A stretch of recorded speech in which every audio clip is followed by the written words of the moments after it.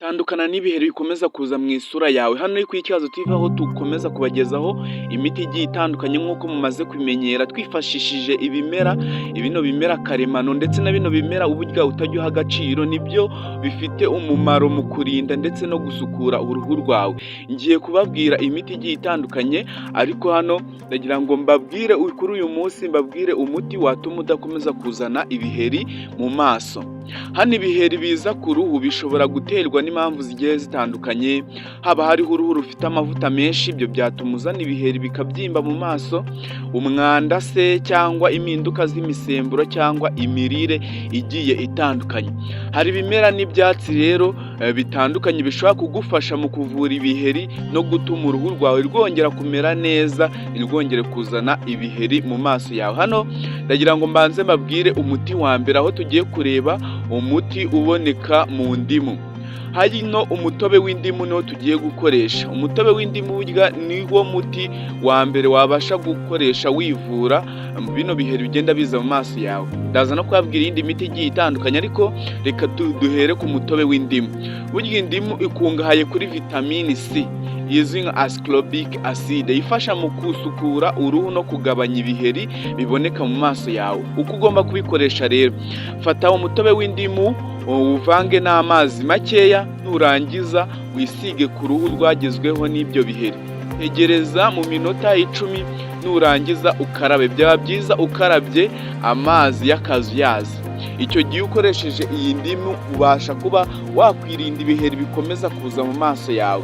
Ukawufata umutobe w'indimu ukawukamura mu mazi y'akazuyazi, warangiza ukisiga mu maso, hashira iminota 10 ukabona gukaraba. Byaba byiza rero ukarabye amazi y'akazuyazi, icyo gihe uraba utandukanye n'ibiheri bigenda biza mu maso yawe. Reka turebe undi muti wa kabiri, ni umuti w'icyatsi cyitwa basili. Basili ngira ngo murayizi, basili ni umwenya. Umwenya ndakeka hano mu Rwanda nta muntu utazi umwenya. Umwenya burya nawo ufasha mu gusukura uruhu no kurwanya ya mavuta yagiye ku ruhu akarengerana, bigatuma rero abantu babyimba ibiheri cyangwa bazana ibiheri mu maso biterwa n'amavuta, icyo gihe umwenya ubigufashamo. Hanyuma ikintu uba ugomba gukora rero nuko ugomba gufata ibibabi bya basili cyangwa ibibabi by'umwenya, nurangiza ubishyire mu mazi ashyushye, utegereze iminota 10. Nurangiza wongeremo agasukari gatoya, agasukari gake cyane, hanyuma ukoreshe ayo mazi y'icyayi wisiga aho mu maso ufite ibiheri. Icyo gihe iyi ni sure deal rwose nguhaye. Menya yuko ukoresheje uyu mwenya ukawuvanga mu mazi ashyushye, wategereza iminota 10 ugashyiramo agasukari ariko atari sukari nyinshi, warangiza ukisiga mu maso ahantu hagezweho n'ingaruka z'ibiheri. Menya yuko ikibazo cyo kuzana ibiheri mu maso ugikemuye ukoresheje uyu muti witwa basili cyangwa umwenya. Ushobora no kutabona ibyo byose, ariko ndakeka hano ku Ikibazo TV tubazanira ibintu wabona mu buzima busanzwe. Nyabona niba utarakanda subscribe, umenya yuko ibiganiro nk'ibi ngibi ntabwo uzajya ubibonera ku gihe. Ushobora no kutabibona kuko utakanze subscribe ngo ndetse unafungure inzogera yawe. Biba ari iby'agaciro rero iyo umenye aya makuru ntuyihererane, ukayasangiza n'inshuti zawe zigiye zitandukanye. Biba ari byiza iyo usangije amakuru nk'aya ngaya y'ubuzima ku nshuti zawe, bigenda birushaho kugufasha ndetse no gufasha bagenzi bawe. Hano rero kanda subscribe, ufungure inzogera yawe kugira ngo tujye tubana no mu bindi biganiro. Hano ibintu by'imiti hano ni akagaruka. Ushaka kugira ikibazo cyangwa igitekerezo ukanyandikira muri comment ukambwira ati umuti ukurikiyeho uzatubwire uyu nguyu. Dukora umuti uvuye mu bimera, ntago tuguca amafaranga, ahubwo tukurangira ahantu wabyikorera n'ahantu wabikura. Hanyuma rero reka turebe undi muti wa gatatu tugiye gukoresha mu kwivura ibiheri mu maso. Ushaka kutabona ibyo byose nababwiye, ariko nakeka nta muntu utabona tangawizi cyangwa ibibabi by'umwenya. Hanyuma reka dukoreshe undi muti wa gatatu. Reka turebe tangawizi. Burya na tangawizi ifasha mu kugabanya inflammation no gusukura uruhu. Inflammation ni cyagihe uruhu usanga harajemo ibintu by'ibidomodomo by'umukara. bino bidomodomo by'umukara ariko bitaratewe n'iki, bitaratewe no kwitukuza. Nimushaka kumbwira umuti ubikuramo, icyo gihe nanjye nzabafasha, nzababwira icyo mugomba no kunyandikira muri comment, kuko comment niho hantu duha agaciro cyane, kuko ariho mutangira ibitekerezo byanyu. Hanyuma rero tangawize ibigufasha kugabanya inflammation ndetse igasukura uruhu rwawe rukongera rukaba uruhu ruri natire.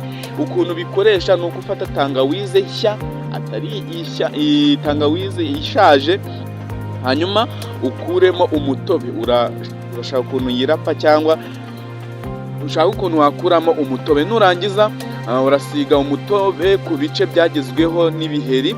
Nurangiza utegereze iminota 10, hanyuma ukarabe n'amazi meza. Bya byiza ukoresheje amazi y'akazuyazi. Menya yuko ibi nabyo bishobora kugufasha mu kwirinda inflammation agenda aboneka ku ruhu rwawe.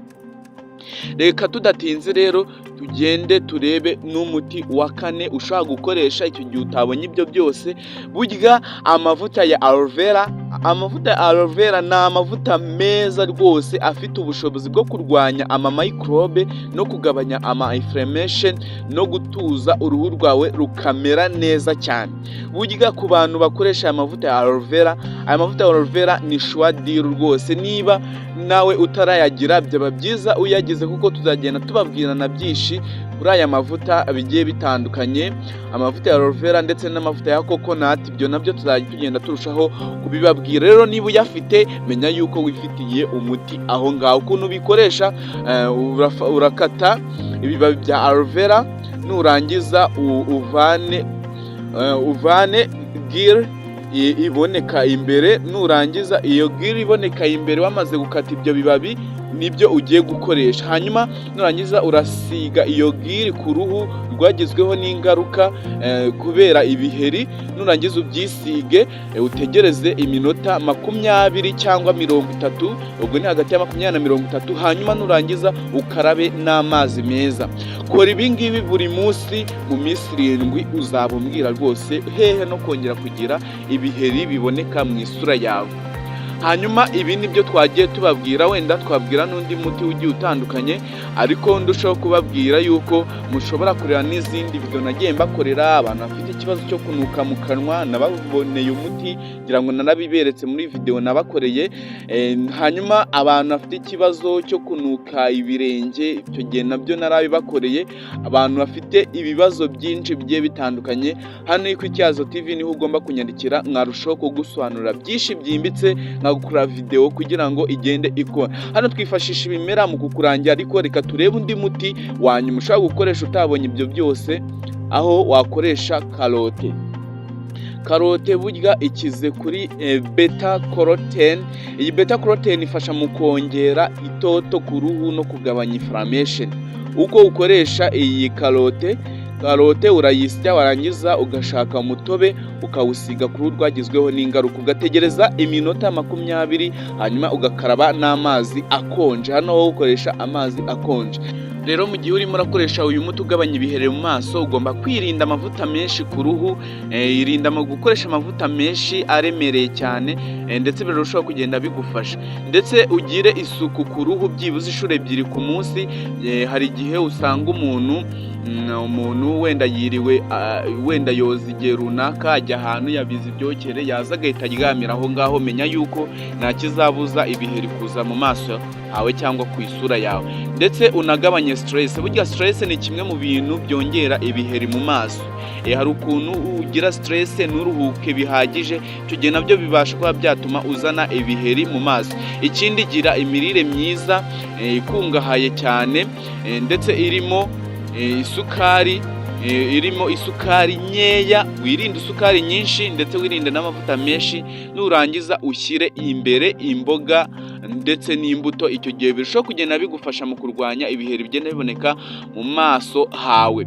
Icyo gihe rero hano ku Icyazo TV, reka duhure mu yindi video itaha, mbereka byinshi bigiye bitandukanye mu kwirinda ibiheri bigenda biza mu isura y'umuntu. Ndabakunda cyane, sharing iyi video ku nshuti zawe kugira ngo nazo zimenye aya makuru. Naho ibiganiro nk'ibi byo nakagaruka, tuzajya turushaho kugenda tubasobanurira byinshi ku buzima bwacu twifashishije ibimera bigenda biboneka mu buzima bwacu bwa buri munsi. munsi. Reka duhure mu yindi video itaha, mwibutsa yuko niba utarakanze subscribe umenya yuko aya makuru ntago uzongera kuyabona ukundi. Ndabakunda cyane, duhure mu yindi video itaha. Ityazo TV. Get the information you deserve to know. Here with me, Calixte Arandochi.